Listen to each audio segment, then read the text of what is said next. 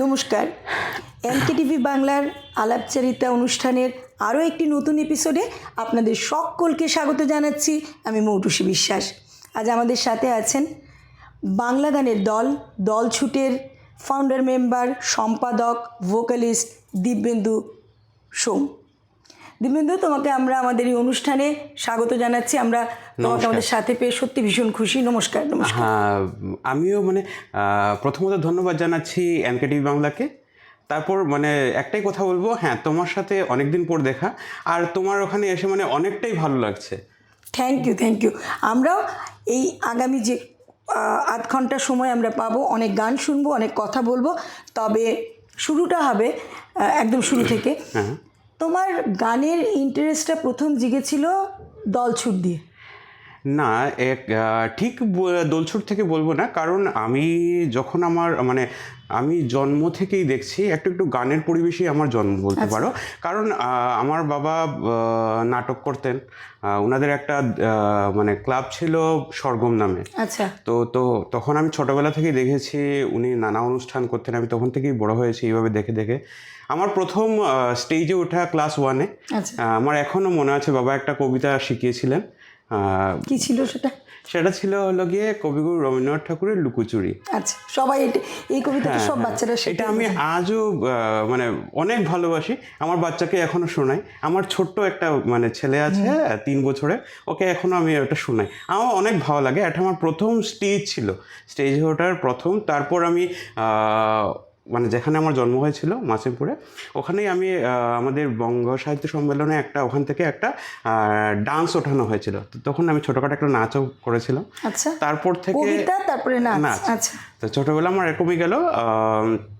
তারপর শিলচর আসা হয়। শিলচরে এসে আমি হাওয়াইন গিটারে ভর্তি হই। তো হাওয়াইন গিটার আমি অনেকটা বছর করেছি। আমাদের সুভাষনগরেরই রাজু চক্রবর্তী, ওনার একটা স্কুল ছিল। তখন ওই স্কুলের নাম ছিল হিন্দুল গিটার ইনস্টিটিউট। তো পরবর্তীকালে ওইটাই বদলে হয় হিন্দুল সঙ্গীত কলা কেন্দ্র। তো ওখানে আমি অনেক দিন হাওয়াইন গিটার করেছি। ওখান থেকেই এই স্কুলেই অনেক গান বাজনা হতো। তখন থেকে ইন্টারেস্ট জন্মেছিল। হ্যাঁ, মিউজিকটা অনেক গানের ইন্টারেস্টে কোথায় বলছি, ওখানে আমরা একদিকে গিটার বাজাতাম, আর একদিকে যেমন স্কুলে গানের চর্চা চলতো না, তো গানের ক্লাসেও আমার তখন থেকে শুনতে শুনতে ইন্টারেস্ট হয়েছিল। বিশ্বজিৎ রায়চৌধুরী স্যার, লিটন স্যার, উনি ওখানে গান শেখাতেন। তো উনি অনেকটা আমাকেও ওখানে বুঝিয়েছেন এরকম করতে হয়। কারণ আমাদের হাওয়াইন গিটার তো বেসিক তো ওই রবীন্দ্রসঙ্গীত, নজরুল, ওইগুলোই বাজাতাম। তো তখন থেকে ইন্টারেস্ট জন্মে। তারপর আমার ছোটো বোন অ্যাকচুয়ালি গান শিখতো, ক্লাসিক্যাল। তো ওর একদিন একটা কম্পিটিশন ছিল।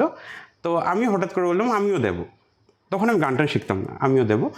তো দেওয়ার পর ওখানে একটা আধুনিক গানের ইয়েতে আমি পারফর্ম করেছিলাম। করার পর ওখানে হঠাৎ করে আমি ফার্স্ট প্রাইজ পেয়ে যাই। গানটা আমার এখনো তো ওই গানটা আমি এখনো গাই। দোলছুটে ধিতাং বলে। তো ওখান থেকেই আমার গানের শুরু। তারপর আস্তে আস্তে দোলছুটে আসা। দোলছুটে এসে আমি গান তো আগে শিখিনি তথাগতভাবে, কিন্তু আমি গানের ইন্টারেস্টটা বিভিন্ন ধরনের গান, ওইটা আমি কিন্তু দোলছুটে এসেই পেয়েছি। দোলছুটে আসার পর গানের ইন্টারেস্টটা আরও বেড়েছে, আরও বেশি। কারণ তখন আমি বুঝতে পেরেছি গান জিনিসটা কি। তখন তো দেখো শুনে শুনে গাওয়া, তখন তো আর ইউটিউব ছিল না বা ইন্টারনেটের যুগ ছিল না। আমরা টিভিতে দেখতাম একটু, আর ওটা থেকেই আমি গান টান গেতাম বা অন্যদের শুনে শুনে গান করতাম। কিন্তু দোলছুটে আসার পর বিভিন্ন ধরনের গান আছে, লোকগীতি আছে, আধুনিক আছে, ব্যান্ডের গান আছে। একটু আগে আমি বলি, দলছুটটা তৈরি হলো কি করে, একটু ছোট্ট করে যদি বলো। দোলছুট, দেখো দলছুটের নামটাও ভীষণ সুন্দর, আনকমন। এবং দলছুট অনেকেরই, অনেক দর্শক দলছুটের ফ্যান প্রচুর। নামটা কি করে তৈরি হলো, দলটা কি করে তৈরি হলো, একটু চট করে যদি বলো। আচ্ছা, আমার দিক থেকে আমি বলি, আমার চোখে দেখা দোলছুট আমি বলছি।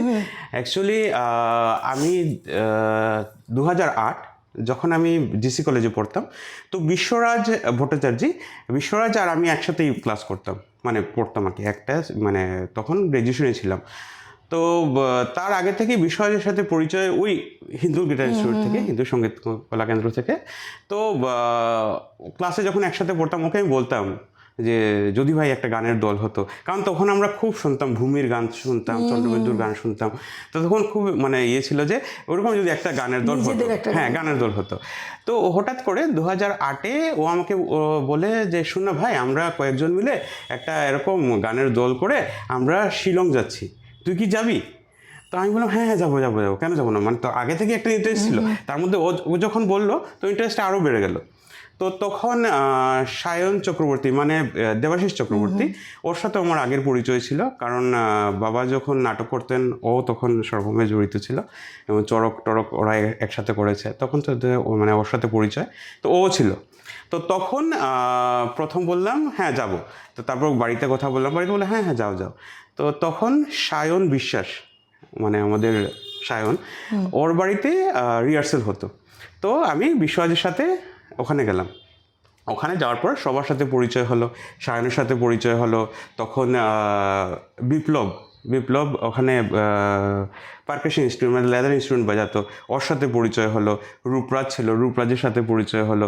ওখান থেকে আমরা আস্তে আস্তে একটা রিহার্সেল করে সায়ন বললো, তখন সায়নের সাথে কথা হলো যে ওকে একজন মানে ওখান থেকে শিলং লাবান থেকে ইনভাইট করা হয়েছে একটা অনুষ্ঠান করার জন্য, নাচ গান সব কিছু মিলিয়ে। আচ্ছা। তো আমরা ওই জোট বেঁধে ওখানে শিলং পৌঁছালাম নাচের জন্য। আমাদের সত্যজিৎ বসু, হ্যাঁ, তো ও গেছিলো, আমরা সবাই মিলে গেল, স্বপনদা তখন ছিল, মানে এটা প্রথম অনুষ্ঠান। তো ওখানে শিলং লাবানে গেলাম, আগের দিন পৌঁছালাম, মানে আমাদের 12 অক্টোবর পুজোর পরটায় 12 অক্টোবর আমাদের অনুষ্ঠান ছিল, 11 তারিখ আমরা ওখানে পৌঁছানোর পর দেখলাম যে অনুষ্ঠান চলছে। তা আমাদের ওইটার পাশে আমাদের থাকার ব্যবস্থা করা হয়েছিল, ওখানে আমরা থাকলাম। যখন মানে সন্ধ্যাবেলার দিকে ওরা এসে বললো যে আজকের অনুষ্ঠান শুরু হবে, কালকে তো তোমাদের অনুষ্ঠান, তো তোমাদের একটা নাম তো আমাদের অ্যানাউন্স করতে হবে। আচ্ছা, তখন তোমরা নাম ছাড়া গেছো? না কোনো নাম নেই, কোনো কিছু নেই, আমরা এমনিতেই গেছি, বন্ধুরা মিলে মজা করার জন্য গান করতে গেছি। তো ওখানেই হঠাৎ করে আমরা সবাই মিলে ডিসাইড করলাম যে দোলছুট, তো সেই নামটাই বলা হলো। সেই নেম, কারণ আমাদের ওরকম ছিল না যে একটা মানে কি বলবো, মানে ওই রকম নির্দিষ্টভাবে একটা নাম তৈরি করে দল তৈরি করে ওটাতে আমরা অনুষ্ঠান করব, সেই চিন্তাধারা ছিলই না তখন। জাস্ট আনন্দে গান করা, ওই ভেবেই শুরু। আচ্ছা, তারপর যে শিলংয়ে অনুষ্ঠান করলে রেসপন্স কিরকম আসলো? রেসপন্স অনেক ভালো আসলো, ওখান থেকেই আমাদের মানে চিন্তাধারা অনেকটা চেঞ্জ হলো। যাই হোক, আমরা অনেক মজা করেছি, অনেক মন দিয়ে গান করেছি আর কি, যা হয় ভেতর থেকে গান আসা। দোলছুটের একটাই জিনিস আমি তোমাকে বলবো না, মানে আমরা কখনো চিন্তাধারা করে এত ভেবে এত রিহার্সাল করে কখনোই গান করি না, মন থেকে যা আসে তাই গান করি। কারণ দেখো, আমি যদি বলি আমি কখনো শিখিনি, সায়ন কখনো শিখিনি, যা শেখার মধ্যে যদি আমি বলি বিশ্বরাজ, আর তখন অভিজিৎ বলে একটা ছেলে ছিল, ও টুকিটাকি গান শিখেছে, বাকি আমরা কেউ মানে শিখে গান স্টেজে উঠিনি। দলছুটের অনুষ্ঠান যেখানেই হয় মানে মোটামুটি অপেক্ষা করতে হয় না দর্শকের। আচ্ছা, দলছুট নিয়ে তো অনেক জায়গায় গেছো, হ্যাঁ, ভারতের বাইরে, বাংলাদেশ, একটু অভিজ্ঞতা যদি বলো। দেখো, অভিজ্ঞতার ক্ষেত্রে যদি বলি, আমরা একটাই তোমাকে যেভাবে বললাম, আমরা মানে একটাই কথা ভাবি যে আমরা যে দর্শক থাকবে ওদেরকে কিভাবে আনন্দ দিতে পারি, ওদেরকে মানে একটা ভালো মেসেজ কিভাবে পৌঁছাতে পারি। আমরা যেমন একটাই জিনিস ভাবি যে আমরা বাংলা গান করি, সব জায়গায় কিন্তু বাংলার গানটাকে আজকে যেভাবে পরিস্থিতি বা আগেও যেরকম ছিল পট করে মানে অ্যাকসেপ্ট করাটা একটু কষ্ট হয়ে যেত, কিন্তু আমরা সেই জায়গা থেকেই আজকে বিভিন্ন ধরনের গানের স্বাদ জাগিয়েছি দর্শকদের মধ্যে, আর রেসপন্স সব জায়গায় আমরা ভালো পেয়েছি। কিছু কিছু ভালো অনুষ্ঠান, অনেক ভালো অনুষ্ঠান হয়েছে, যেমন আমরা নগাঁওতে গেছিলাম, প্রথমত শিলচর থেকে যাওয়া দল, ওরা এত মানে রেসপন্সই করছিল না, কিন্তু আমরা যখন স্টেজে শুরু করলাম মানে কি বলবো, দর্শকদের মানে ভিড় বাড়তেই ছিল, কি আনন্দের। হ্যাঁ, ওইগুলা। তারপরে যখন আমরা বাংলাদেশে গেলাম, বাংলাদেশে নতুন মানে একটা দেশে যাচ্ছি, একটা ভেতর থেকেও আনন্দ ছিল, ওইটাই সবকিছু মিলিয়ে। আচ্ছা, দলছুটের যখন তৈরি মানে এখানে সৃষ্টি হলো, তখন কিন্তু এই অঞ্চলে বাংলা গানের দল বলে কিছু ছিল না। ভূমি, ক্যাকটাস সেগুলো ছিল কলকাতায়, এই অঞ্চলে কিন্তু ছিল না। এই অঞ্চলে ছিল, কিন্তু মানে আমরা যেভাবে গান করি, মানে ধরে নাও আজকে মাটির গান, কিছু লোকগীতি, কিছু রবীন্দ্রসঙ্গীত, এইভাবে গড়া দল ছিল না আর কি বলতে পারি, মানে তখনের সময় মানে আগের দল ছিল। হ্যাঁ হ্যাঁ, যেটা বোঝায় মানে আমার জানা মতো সেরকম কিছু, বা থাকলেও সেভাবে মানে ফোকাস হয়নি যে ভীষণভাবে সেটাই হয়েছে। সেই অনুষ্ঠানটা যখন করতে তোমরা প্রথম যখন শুরু করলে, দলছুট নিয়ে আরও এগিয়ে যাব কখন মনে হলো? প্রথম থেকেই মনে হলো, না কোনো একটি পার্টিকুলার একটা অনুষ্ঠান করার পরে মনে হলো যে না আমরা প্রফেশনালি এটা এগিয়ে নিয়ে যাব? না দেখো, দোলছুট কখনোই ভাবেনি যে প্রফেশনালি যাবে। হ্যাঁ, একটাই কথা বলতে পারবো যে আমরা মানে বরাক ভ্যালি কি এতদ অঞ্চলে প্রথমবার বিশ্ব সঙ্গীত দিবস উদযাপন করেছিলাম। এই প্রশ্ন আমি করতেছিলাম হ্যাঁ, তোমাকে। তো আমরা 2009-এ যখন আমরা চিন্তা করলাম যে আমাদের তো একটা দল, যাই হোক আমরা করছি তো, প্রোগ্রাম করছি, যেমন শিলং থেকে আসার পরও মানে পরপর 18টা প্রোগ্রাম করেছি। তখন তো যাই হোক হ্যাঁ ওইটাই, তো তখন মোটামুটি আমরা প্রোগ্রাম করছিলাম, তো ভাবলাম একটা নির্দিষ্ট একটা দিন ঠিক করি যেটাতে আমরা একটা অ্যানুয়াল প্রোগ্রাম করতে পারি। তো তখন ভাবলাম যে কবে করা যায়। তো অনেক ঘাটাঘাটি করলো, সায়ন ছিল, বিপ্লব ছিল, ওরা অনেক ঘাটাঘাটি করে ইন্টারনেট বা অনেক কিছু খুঁজে টুজে একটা দিন বার করলো, দ্যাট ইজ বিশ্ব সঙ্গীত দিবস 21শে জুন। তো আমরা 2009-এ প্রথমবার মানে এত অঞ্চলে এই দিনটাকে উদযাপন এই করি। ব্যাপারটা ছিলই না, কিন্তু এখন অনেকেই করে, তো অনেকটাই হয়। আচ্ছা আমি একটু মধ্যেখানে দুটো লাইন গান, তারপর আবার কথা বলবো, একটু শুনে নি। সঙ্গীত দিবসের কথা এলো যখন, একটু সঙ্গীত। আচ্ছা, তোমাকে একটা গান শোনাচ্ছি। এই গানটা যখন দোলছুটের প্রথম মানে শুরু হয়েছিল, প্রথম অনুষ্ঠান দোলছুটে, তখন আমি এই গানটা করেছিলাম, তারপর আর করা হয়নি। আর তাহলে আজকে আমরা আবার হ্যাঁ, আচ্ছা দুটা লাইন আমি দেখছি। মাঝি আমারে লইয়া হাস নিঝুম রাতে লইয়া হাস, শীতল মাসে চোখার দেশে দূর বহু দূর বহু দূর। মাঝি আমারে লইয়া হাসল নিঝুম রাতে লইয়া হাসল, শীতল মাসে চোখার দেশে দূর বহু দূর বহু দূর। মাঝি কেন গুণ বাঁধিস নে, গান কেন আজ ধরিস নে, হাকে কেবল চোখার লাইগা সুখ বহু সুখ বহু সুখ। মাঝি আমারে লইয়া হাসল নিঝুম রাতে লইয়া হাসল, শীতল মাসে চোখার দেশে দূর বহু দূর বহু দূর দূর বহু দূর বহু দূর। এটা ভূমির গান। মানে তখন তো তোমাকে বলেছিলাম না, ভূমির গান খুব শুনতাম। তো ভূমির গান তখন সবাই শুনতো। হ্যাঁ, গান না শিখে যদি এই গান হয়, গান না শিখলেও চলে। সত্যি মনে হচ্ছিল গানটা একটু চলুক, কিন্তু যেহেতু আমাদের কাছে সময় কম, খুব তাড়াতাড়ি সব জিজ্ঞেস করতে হবে। আচ্ছা আরেকটা কথা বলি, তোমরা দলছুট শুরু করেছো আজকে থেকে বহু বছর আগে। 2008-এ। 2008-এ, অনেকটা বছর, প্রায় 17 বছর। এই 17 বছরে এখানে আরো অনেক দল হয়েছে, নতুনরা এসেছে, অনেক নতুনদের সাথে গান করেছো। অভিজ্ঞতাটা বা ডিফারেন্সটা বা যেটা তোমার মনে হয়?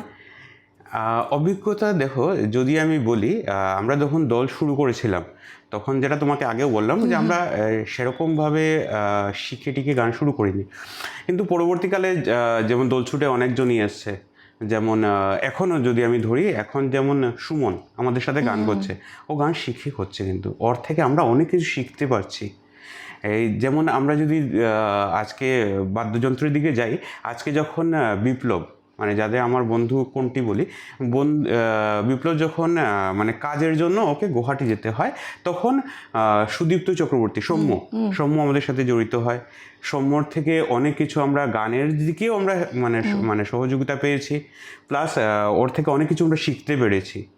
আজকে সৌম্য যাওয়ার পরে শুভন আসলো, শুভন অনেক ভালো বাজনা যেমন বাজায়, গানও তেমনভাবেই করে।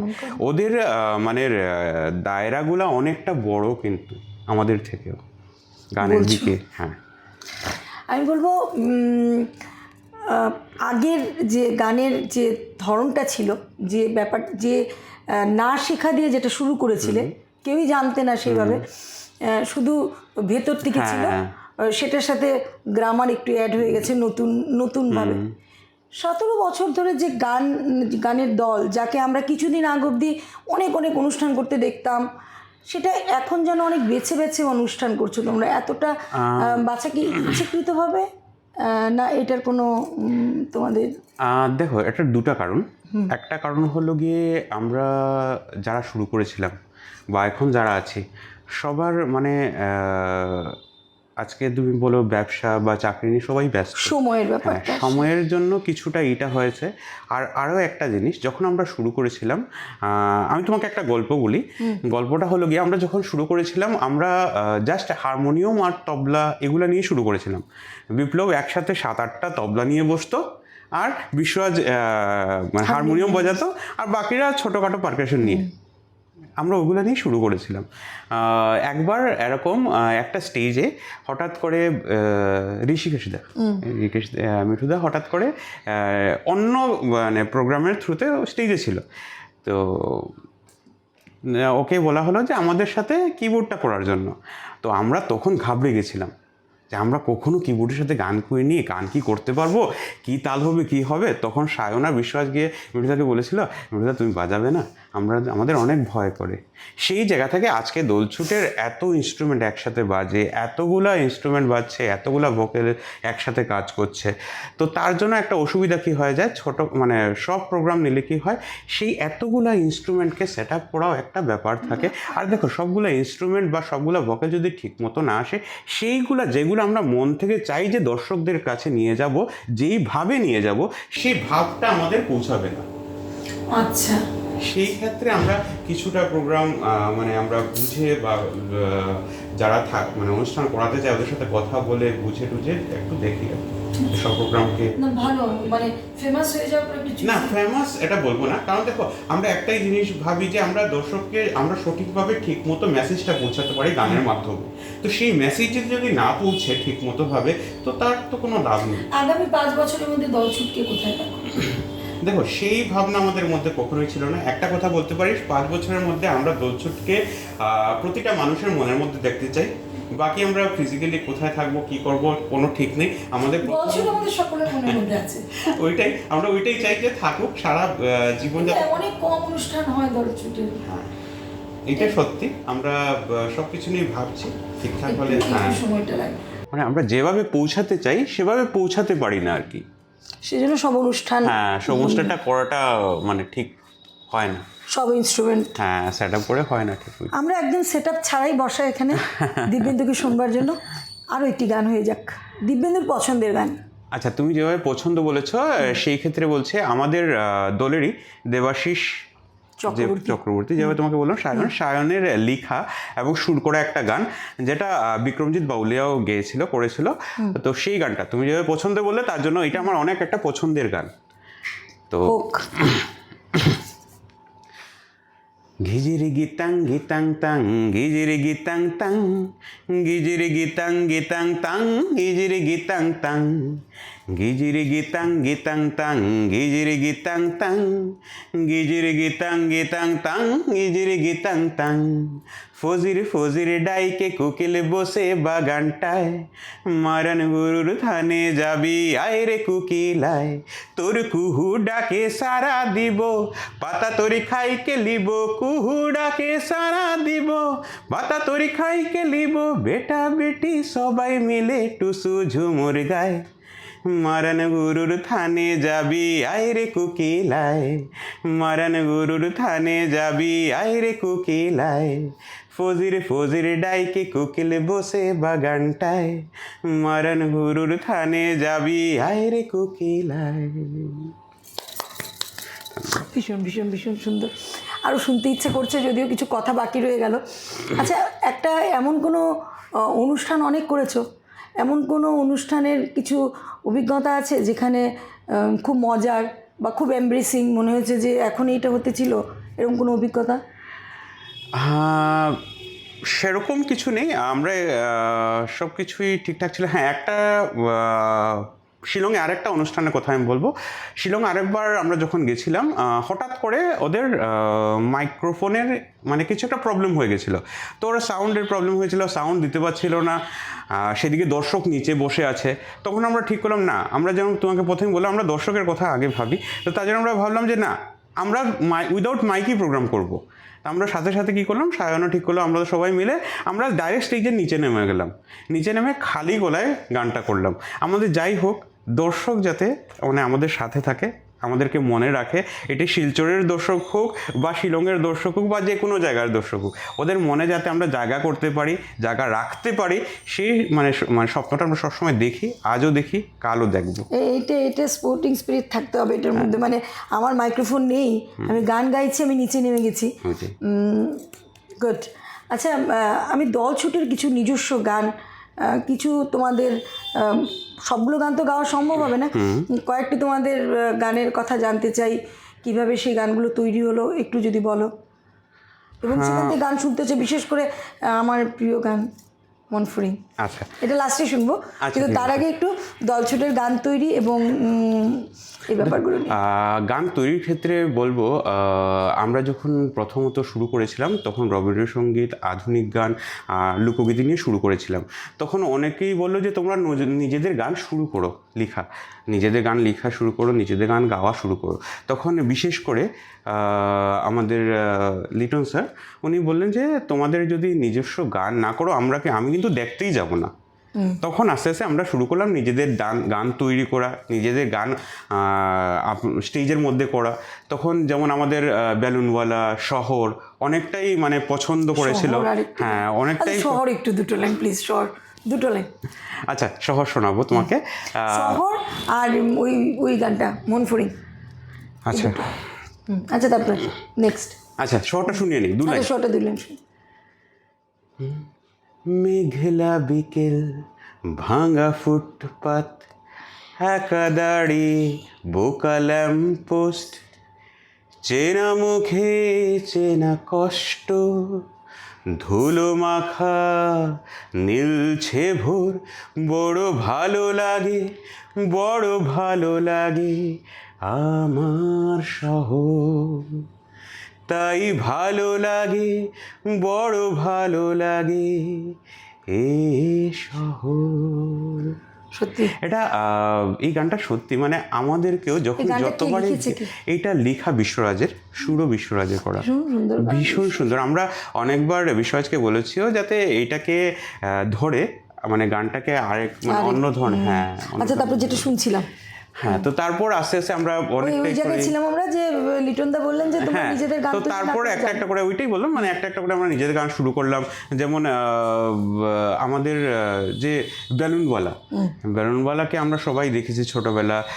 উনি লক্ষ্মীকান্ত নাথ, উনি সবার বাড়িতে, আমার মাও বলতেন ওনার কথা, আমিও দেখেছি ছোটবেলা, উনি বেলুন নিয়ে আসতেন।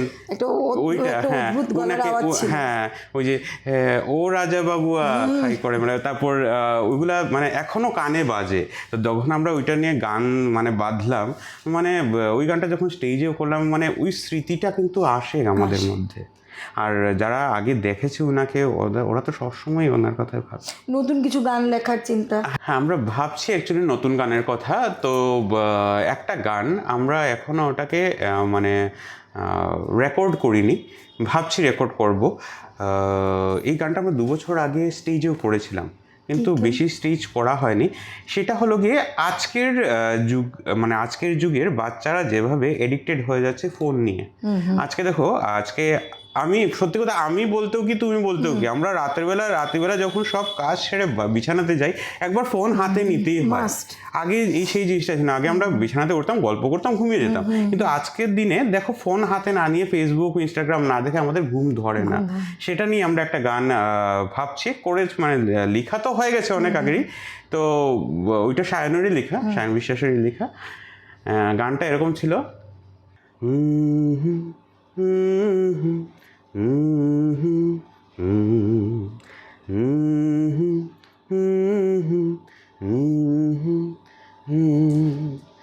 সোনা ঘুমায় না, পাড়া জুড়ায় না, বর্গি আসে না দেশে, সবার ঘুম উবে গেছে ফেসবুকেরই দেশে, কত ডাকি উকি ঝুঁকি, বালিশ জুড়ে কান্না, কোথায় গেল স্বপ্নগুলো, একটু পাশে আয় না।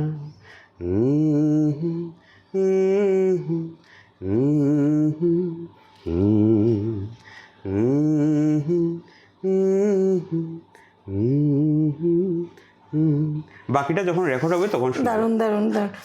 অ্যাকচুয়ালি এরকম কেউ গান গায় না এখন, নাহলে এরকম করে ঘুমিয়ে যেত বাচ্চারা। এখন মোবাইল চালিয়ে দেওয়া হয়, ওই জন্য ওইটাই। মোবাইল শুনে শুনে মোবাইল ঘুমিয়ে যায়। ইনস্টাগ্রাম দেখতে দেখতে দেখতে দেখতে সময়টা চলে যায়। হ্যাবিচুয়েটেড হয়ে গেছে। ওইটাই। মা বাবা নিজেরা গান গাওয়ার সময় নেই, মা কিন্তু পাশে আমরা এই গানটার মধ্যে একটা জিনিস বলেছি, ভীষণ আমরা সুন্দর যদি একটি চেষ্টা subject। করি, মানে এই গানটার মধ্যেই একটা জায়গা আছে যে আর যদি আমরা মন থেকে চাই তো সেই ঘুমটাকে কিন্তু আবার আনা যাবে। আনা পুরোনো যাবে। দিন যেভাবে ঘুমাতো বাচ্চারা, ভালো সেই চিন্তা দিনটা থেকে কিন্তু ভালো গান ভীষণ। হ্যাঁ, ওইটা নিয়ে গানটা লেখা। আচ্ছা, আমরা প্রায় অনুষ্ঠানের শেষের দিকে চলে এসেছি। খুব তাড়াতাড়ি এই অনুষ্ঠানটা শেষ হয়ে যায়, কথা অনেক থেকে যায়। ওইটাই থেকে যায়। একটা প্রশ্ন করব, একটা গান। একটা প্রশ্ন হলো, আজকে কি কখনো মনে হয় যে যদি আমি গানটা আবার শিখতে পারতাম, যদি আমি ক্লাসিক্যাল গান শিখতে পারতাম, না I am okay with that, যে আমি আছি, আমার কোনো অসুবিধা হচ্ছে না? না, আমার ইচ্ছে হয়, আমার ইচ্ছে এখনো হয়, কিন্তু আমি একটা মানে ওই সব কিছু নিয়ে সময় দিয়ে উঠতে পারছি। কিন্তু আজও আমার ইচ্ছে হয়, আজও যদি আমি সময় পাই তো আমি আজও কিন্তু গান শিখতে রাজি আছি। আমি এখনো ভাবি যদি আমি আফটার রিটায়ারমেন্ট গান শিখবো, আমি এখনো মানে ওইটা শেখে কিন্তু। হ্যাঁ, অনেকে শেখে। আমার গান শেখা ভালো লাগে। গান মানে এই যে স্টেজে গান আমি এই জন্য করলাম যে অনেকেই ভাবছেন যে গান না শিখেও তো দল ছুটের এরকম গান করা যায়, তো সবাই তো সব কিছু পারে না, কাজে গান শেখাটাও খুব জরুরি। দীপেন্দু বলছে যদি সময় পেত বা আগামীতে সময় পায় তাহলে অবশ্যই গানটা শিখবে। আমরা এই অনুষ্ঠানটা শেষ করব। আপনারা সবাই ভালো থাকবেন, সুস্থ থাকবেন। আগামীতে আবারও দেখা হবে নতুন একটি এপিসোডে, কিন্তু যাবার আগে আপনার আমার সকলের প্রিয় একটি গান, মন ফড়িং। দিব্যেন্দু। মন ফড়িং। এই যে আমার মন ফড়িং যায় উড়ে তিড়িং বিড়িং, এই যে আমার মন ফড়িং যায় উড়ে তিড়িং বিড়িং, ধরতে চেয়েও দেয় না সে নিজের কাছেই ধরা, একটু তবে থাম রে জিড়িয়ে নিতে নাম রে, একটু তবে থাম রে জিড়িয়ে নিতে নাম রে, তাল পাখাতে দেব হুক না যতই খরা, তিড়িং বিড়িং মন ফড়িং, তিড়িং বিড়িং মন ফড়িং, তিড়িং বিড়িং মন ফড়িং, তিড়িং বিড়িং মন ফড়িং। অসংখ্য ধন্যবাদ, ভালো থেকো, আবারও দেখা হবে অন্য কোথাও। আবার দেখা হবে, ধন্যবাদ।